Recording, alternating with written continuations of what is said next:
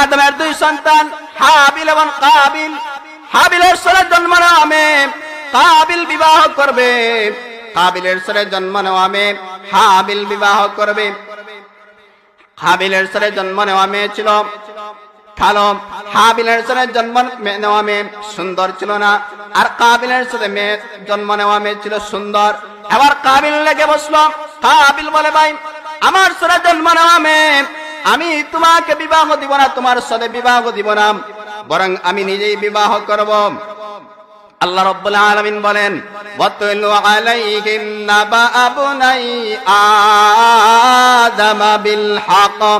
আল্লাহ বলেন, হাবিব আমার, আদমের দুই সন্তানের কথা আপনার উম্মতের সামনে তুলে ধরেন। ইদ কাররাবা কুরবানাম। আল্লাহ রাব্বুল আলামিন আদমের দুই সন্তানকে বললেন কুরবানি করার জন্য, উৎসর্গ করার জন্য। ফাতুকুব্বিলা মিন আহাদিহিমা, একজনের কুরবানি আল্লাহ রাব্বুল আলামিন কবুল করলেন, একজনের উৎসর্গ আল্লাহ রাব্বুল আলামিন কবুল করলেন।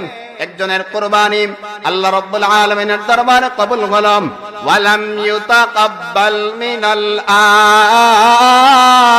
আখার, অপরজনের কুরবানি কবুল হলো না।